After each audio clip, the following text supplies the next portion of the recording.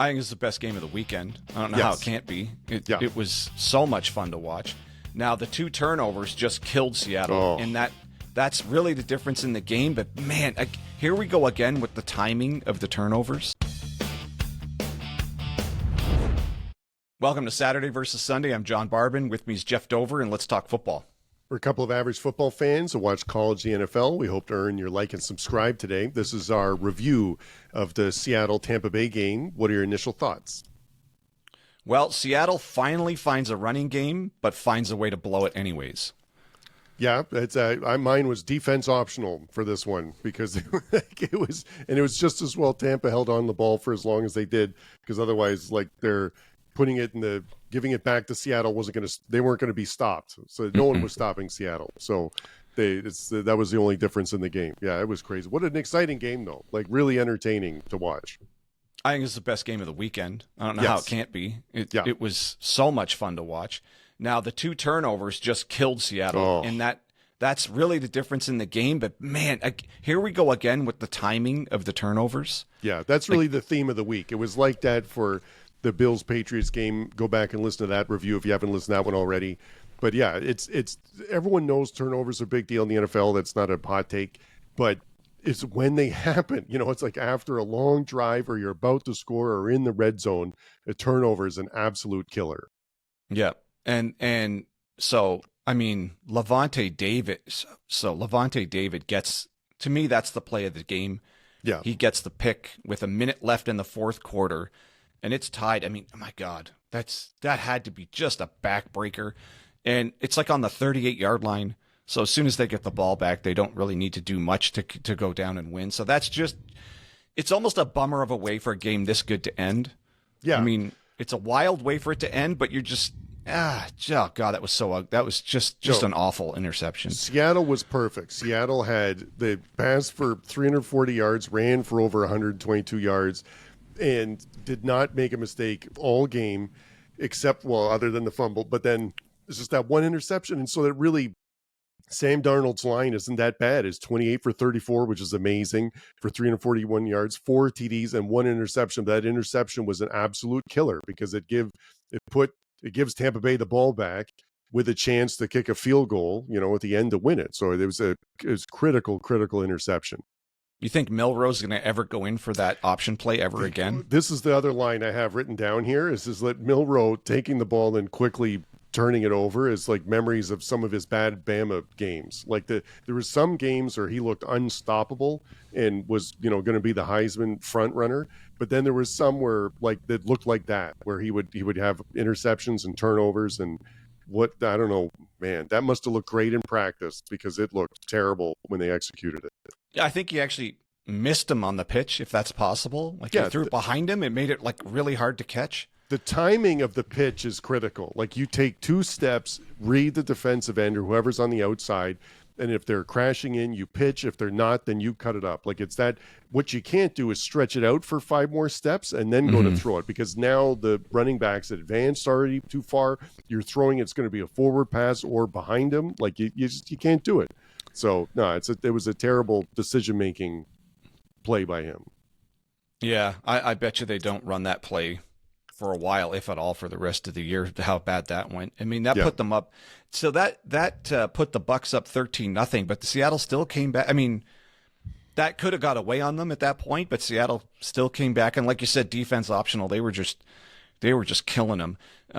My 2 players of the game are Emeka Egbuka, who looks like he's going to run away with rookie offensive player of the year. I mean, maybe Tyler Warren's in the mix, but I don't know how anyone's going to catch Egbuka if he keeps playing like this. This guy looks freaking amazing. No, that was his coming out party, right? Like we one of the other games we reviewed was the Bills-Patriots game, and where Diggs just took over the game, and this one Egbuka looked unstoppable, and it's always funny when it feels like, I don't know what it's like to be a quarterback and throw it, but it's for Baker Mayfield, it's like, oh, this guy's really, like, I could just throw it to him and he's going to get it. Like, it's sort of, every time. Because that's what it's, because he was targeted 7 times and he had 7 catches. So, like, at one point, you're like, I don't know why I'm throwing it at anyone else now. Like, because he was really the difference. So 7 catches for 163 yards and a TD was awesome. So he looked amazing.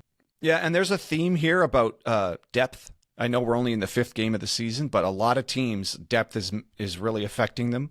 Yeah. Like in our Chargers review, their offensive line's just not holding up anymore after all of those injuries. So here, Egbuka is stepping in nicely in the absence of Mike Evans, and he looks every bit like a receiver number 1. So whenever Evans comes back, I mean, we got a serious list of players at receiver on this team, and Tez Johnson even showed up nice. The kid from Oregon that everyone thinks is too small, but I mean, doesn't look small out there. He looks small, but it doesn't matter. He looks just like he did at Oregon. He gets open, and okay, Godwin's just getting back into form.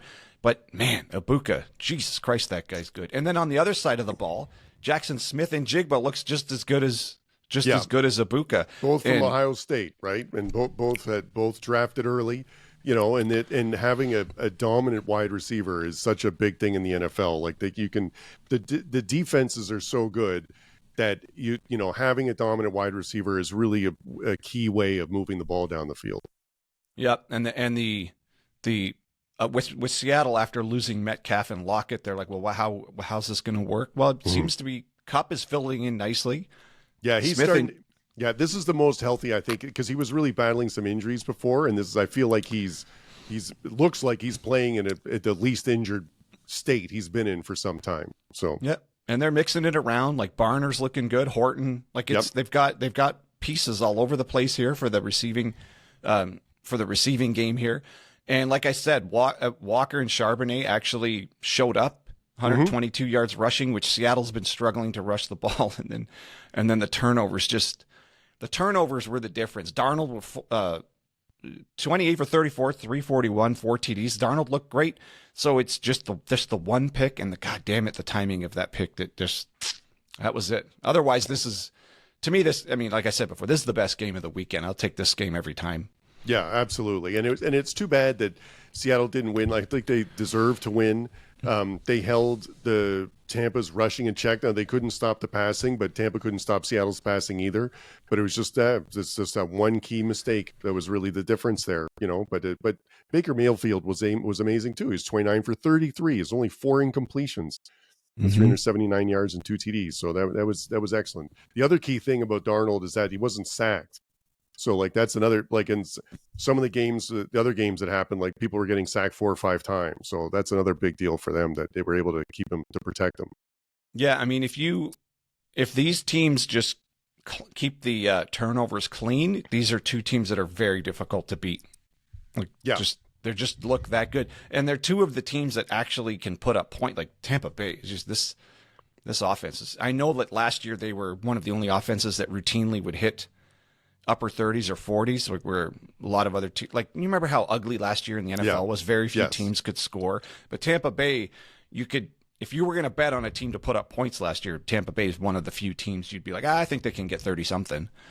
And so they just look good. Both teams look good. It's Seattle's record betrays how good they look. Like 3-2, they feel like they could be better than that. Absolutely. No, and the other note that I had here was that it was Seattle was down 13-0, okay, in the second quarter, but won the middle 4 is what I was going to call it, because they scored with 2 minutes to go, make it 13-7, and then it was the end of the half, and then they got a touchdown in the first 2 minutes of the third quarter. So then all of a sudden it's 14-13 Seattle, right? So absolute critical there that last the middle 4, I would call it. Yeah. Sometimes it's the middle 8. This time is the middle 4. No, It was.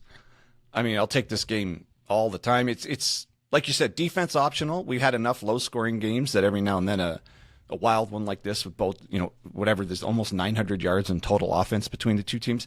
Yeah, that's fun. You got to have that sometimes too. Like they can't all be just defensive struggles. So I mean, I don't know.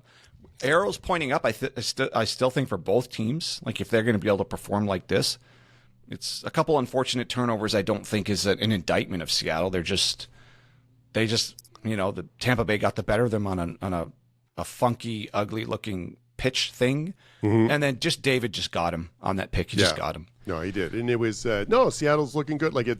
Listen, the Niners are 4-1, Seattle's 3-2. They're right there in terms of the division. They're 2-2 or 1-1 in the division. So that's fine, and then Tampa, it looks like they're going to be running away with it at the South because Atlanta, Carolina, and the Saints aren't really doing much. But no, just two sneaky good teams on this day that wasn't, this was one of the highlights of the day. Plus a good uniform game. I like those old school Tampa, and there was the old school Seattle uniforms too. It's absolutely the best uniform game. Yeah, so I don't. Yeah. Where is it?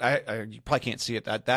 Those are the two helmets I chose to put on the wall here. Is the white one with the Buccaneer on it, like in the. Yeah. Oh yeah.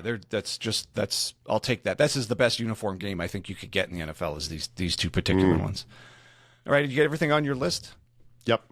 Yeah, me too. I think that's all I got for this one. And the only thing I had too, we touched on it briefly, was Cooper Kupp. That was Seattle fans are starting to chant his name when he catches it, and he's fitting in great there. So that's as good as Darnold looked. It's the cast that stepped up too that he's throwing to. So because no one really was sure leaving Minnesota what it was going to be like for him there, and he's continued to look good. So it's really impressive, his career resurgence.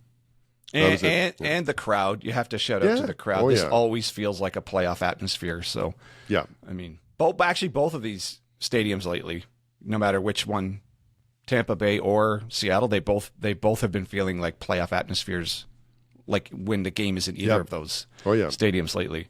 So I mean, arrows up for both teams. I think it was just a great game. All right. So, we appreciate you sticking around with us. If you're still here, if you could give us a like and a subscribe, that would super be appreciated and support the channel. And if you think someone else might enjoy the show, maybe share it with them too. All right. So for Jeff Dover, I'm John Barban, and that's your Saturday versus Sunday podcast.